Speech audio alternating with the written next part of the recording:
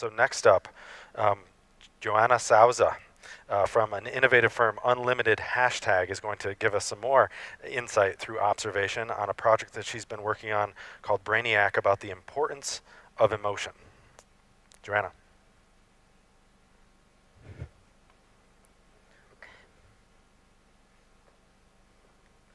Okay, hello, my name is Joana. I'm from Portugal, Lisbon, and I will present our project Brainiac.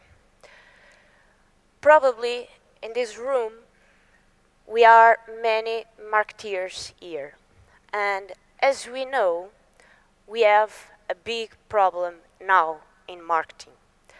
We have a new type of consumer, a smart consumer.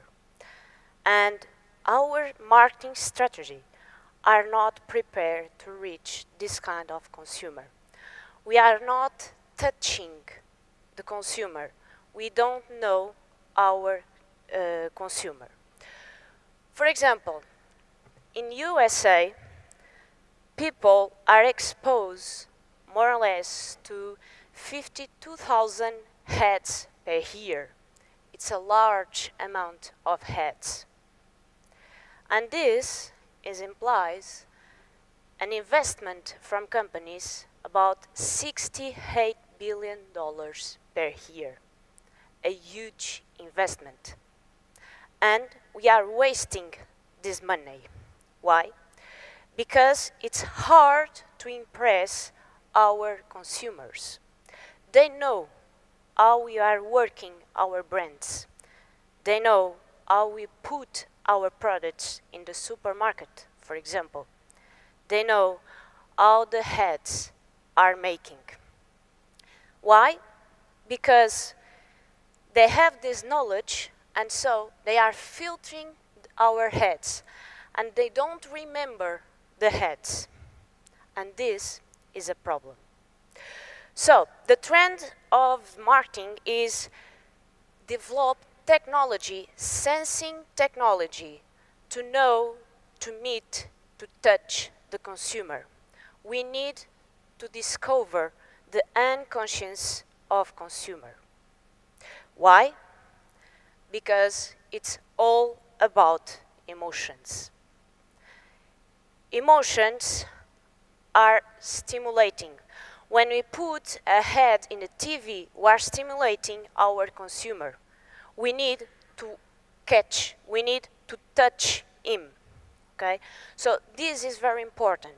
And if you get this goal, if you reach this goal, our strategy, our investment will be increased. The success of the investment will be increased. So this problem in the marketing inspired us to develop a product or a project, Brainiac. And what is Brainiac? Brainiac is a new platform to read emotions. No, we don't use fMRI. We don't use EEG. We integrate 3 sensors in a wearable system. 3 types of sensors: skin conductance, ECG, and respiration sensors. And why this kind of sensors? Because they are associated with our physiological system. When I stimulate us, our brain are stimulating, okay? We have 2 kinds of brains. One, the sympathetic system, and the other one, the parasympathetic systems. And when we are stimulating, a positive stimulating, our physiology, our heart rate, respiration, sweat increase or decrease, depend of the situations. So, for example, EDA, or skin conductance, as you can, are related to the arousal, our arousal. And when we have a positive stimulus, the arousal increase. And so we can see this increase in our signal of sweets. The respiration, for example, it's a good signal to measure, for example, stress situations. Our frequency and amplitude are changed, are increased. We have more frequency, okay, and the amplitude of the signal is higher.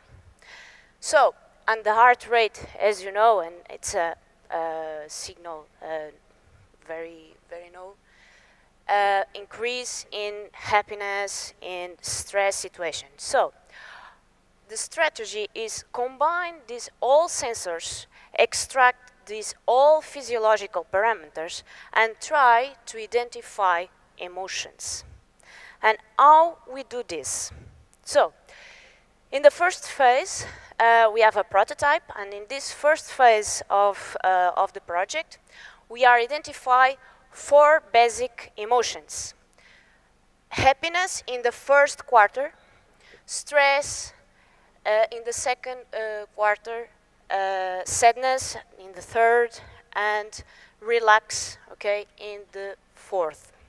For example, a positive stimulus implies a positive valence. So we are in this or in the first quarter or in the fourth quarter.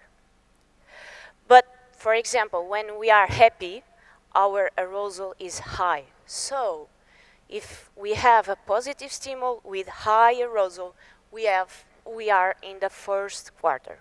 And this is possible combine all physiological parameters from the 3 sensors that we have. And this is based on the algorithm, a software that we develop, okay, and combine all parameters. For example, this is a state case that we made with a juice company, and the guys want to test the music of the head. So this is an example of skin conductance, okay, for you understand better our technology. And we put the music or we stimulate the consumer to that music, and we try to identify if it is a positive, negative stimulus, or what happened with this kind of music. And so, as you can see, when we have 60 seconds without music, and when you put the music, there are a stimulus. The signal is activate skin conductance, okay? And then during the music, there are parts of the music that the consumer like more, okay? So, and we can see this in the skin conductance signal when we have a strong signal. So this is an example of the result of one signal that we have, but this signal is combined with breath and heart rate. And based on the other sensors, okay, we can identify better what is the emotion that we have. Okay, just a note. This technology is validating and tested in market, but we are studying other kinds of markets. For example, sports. With the same technology, with the same methodology, we can re-educate the athlete to the stress situations. This is very important to competition. Another kind of application is education. With the same platform, the same methodology, we can read the emotion of the child when they are doing an intellectual exercise. And this is very important because we can customize the exercise to the student, and we can improve the education. We can improve the methods of the schools. So this is another 2 markets. However, our focus now is marketing. So thank you, and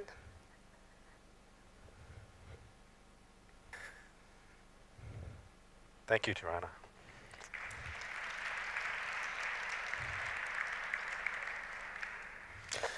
Let's open up for questions. We have a few minutes for questions from the crowd. Does anybody have any questions for Joana? Here's one. Can we get a microphone?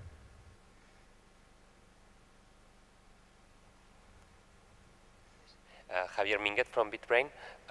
Could you please elaborate a little bit more what's the type of hardware that you are using in terms of sensors, and also what's the type of data fusion that you are doing in order to get the motion, please? Sorry, can you? Could you please elaborate a little bit more what's the type of hardware in terms of sensors, and what's the type of software in terms of data fusion that you guys are using? Okay, yes. The hardware is a wearable, is a portable device, okay, with 8 channels. It's a typical hardware, okay. The sensors are connecting to this kind of device, okay, and we put the sensors, for example, the skin conductance in the hand, and the respiration sensor and heart rate in the waist, okay. So this is in terms of hardware. In terms of algorithm, we are using machine learning, namely the simple algorithm KNN, okay, just this. And the secret is the parameters that we are extracting, okay? So this is the algorithm. In terms of validation, we are in the first phase, so we are testing in personas, but we need more and more data to make this technology automatically. That's great. Did that answer your question? Yeah. And if you use machine learning, then you need to calibrate the machine. Could you please elaborate a little bit better how you do this? No. We Not exactly. May I ask another question? What's the criteria that you will be validating against? Yeah. Why we need to validate testing with big data this technology? Because we want to study the variations, okay, in the parameters. For example, in the heart rate, when we put the music, me, Joana Sousa, my heart rate basic is 16, okay, and when I put the music, I don't know, 80. Okay. If I put in you the sensors, okay, I hope that your heart rate is completely different from me. But I know that in that quarter there is a pattern in variation of heart rate that I know this is happiness, okay? So when I have the technology validate, I don't need to calibrate the technology. I need to calibrate before, okay? And then with big data, I don't need it. I hope. Okay. Any other questions? Okay, thank you very much.